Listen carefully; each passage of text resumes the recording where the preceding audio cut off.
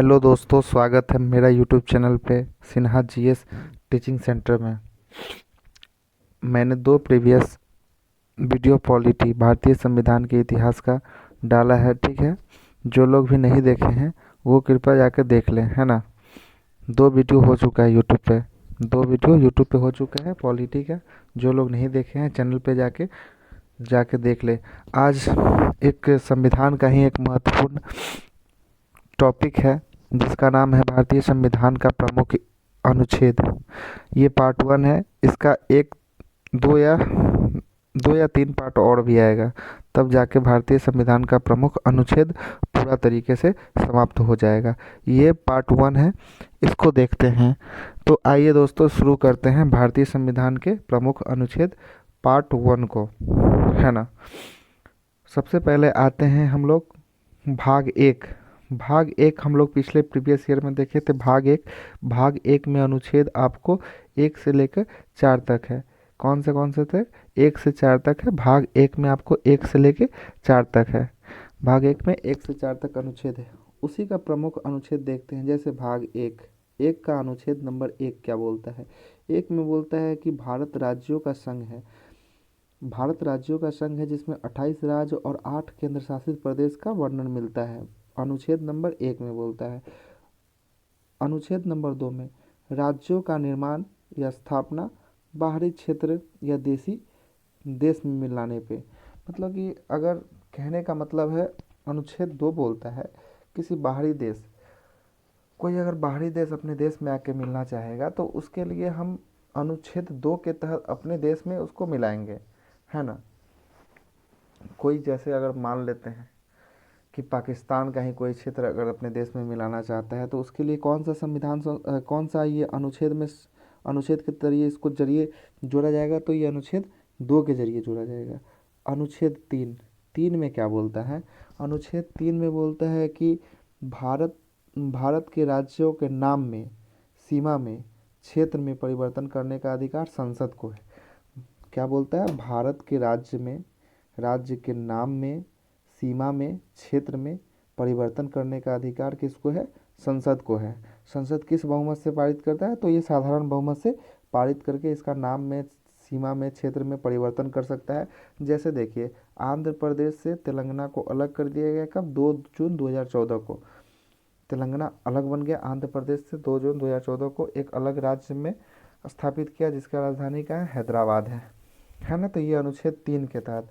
अनुच्छेद दो के तहत विदेशी राज्य को अपने राज्य में मिलाना, अनुच्छेद दो के तहत। और देश के राज्य से ही कोई नया सीमा का निर्धारण करके राज्य में बदलना, उसके नाम में परिवर्तन करना, उसके सीमा में परिवर्तन करना, ये अनुच्छेद नंबर तीन के तहत किया जाएगा।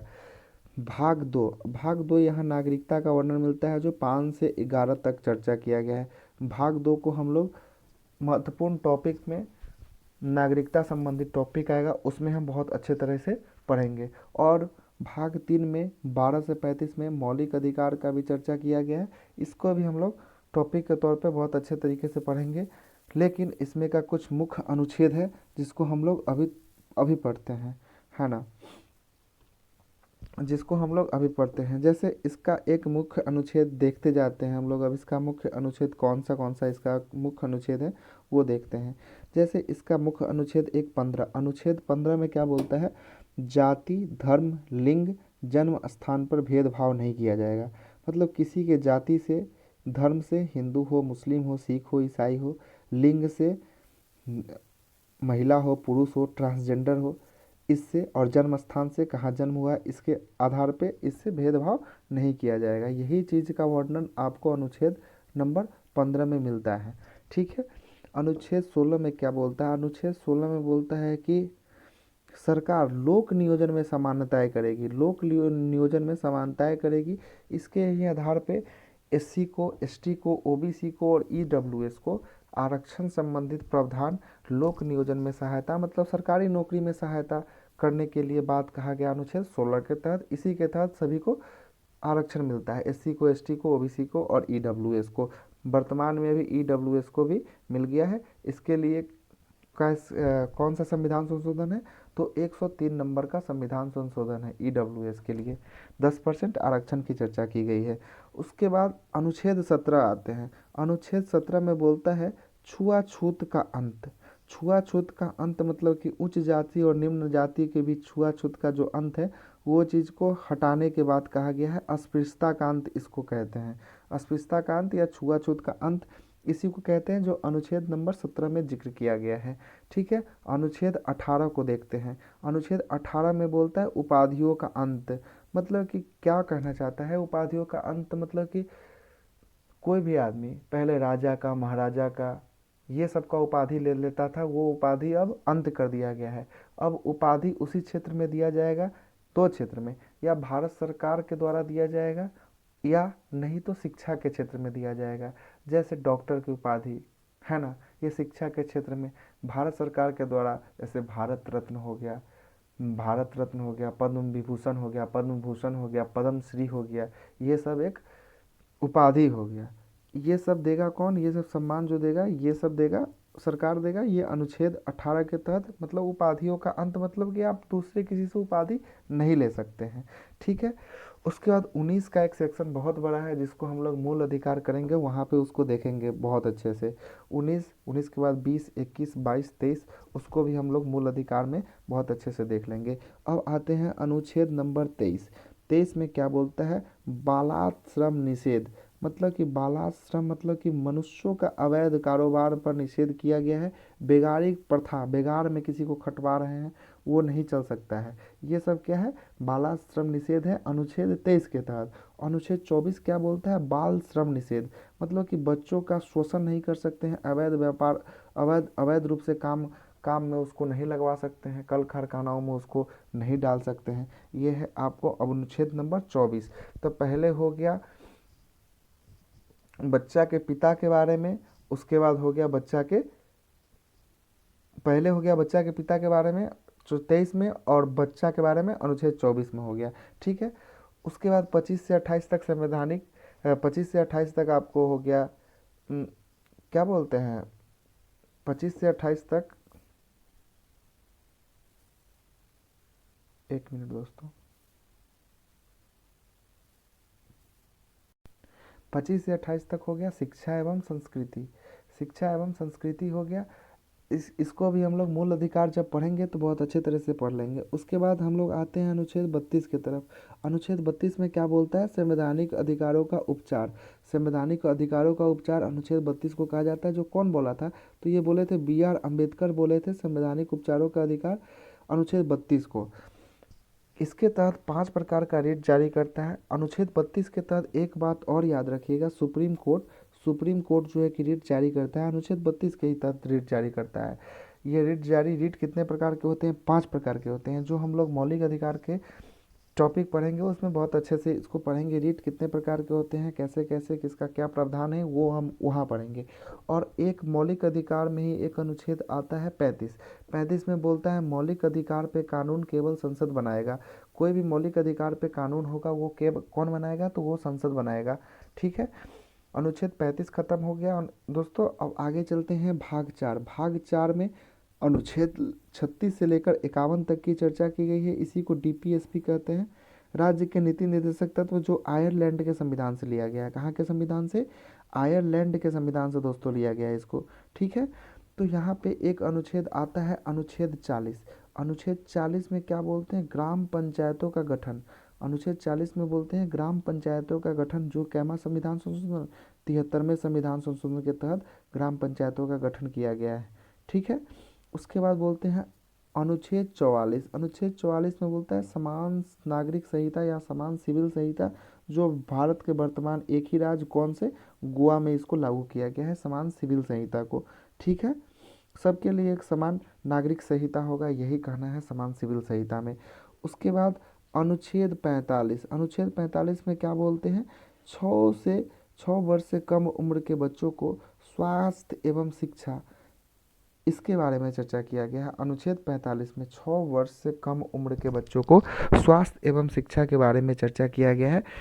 इसको हम लोग 86वें संविधान संशोधन 2002 के तहत इसको लाए थे भारतीय संविधान में। ठीक है, अनुच्छेद 45 को 6 से 14 वर्ष के बच्चों को 6 से 14 वर्ष के बच्चों के लिए इसके लिए मौलिक अधिकार में एक अनुच्छेद आता है 6 से 14 वर्ष के बच्चों के लिए। मौलिक अधिकार में एक अनुच्छेद आता है जिसका नाम है 6 से 14 वर्ष के बच्चों के लिए एक मौलिक अधिकार में एक अनुच्छेद है, अनुच्छेद 21 का 1। इसको भी 86वें संविधान संशोधन 2002 के तहत इसको जोड़ा गया है। ठीक है। उसके बाद अनुच्छेद नंबर 47। अनुच्छेद 47 क्या बोलता है? मद्य श्रेय शराब निषेध, मतलब कि मद्य निषेध मतलब कि शराबबंदी, नशाबंदी आदि पे कानून राज्य बनाएगा। यह अनुच्छेद 47 बोलता है। इसी के आधार पे बिहार में अभी शराबबंदी चल रहा है। मद्य निषेध मतलब शराबबंदी, अनुच्छेद 47। उसके बाद अनुच्छेद 48 बोलता है कृषि एवं पशुपालन, मतलब कृषि करना और पशुपालन करना, दुधारू पशु को पालना, ये सब अनुच्छेद नंबर 48 के तहत इसका चर्चा किया गया है। और अनुच्छेद 48 का ए जैसे ही आता है दोस्तों, तो मानेंगे कि ए इसको संविधान संशोधन करके ही लाया गया है। कोई भी सेक्शन में अगर ए आता है, जैसे 21 का ए, 51 का ए, 48 का ए, तो इसको हम लोग अनुच्छेद को जैसे ही ए आता है इसमें संविधान संशोधन करके इसको लाया गया है भारतीय संविधान में। तो इसमें क्या बोला गया है? 48 के ए में पर्यावरण संरक्षण, इसको 42वें संविधान संशोधन 1976 के तहत इसको जोड़ा गया है।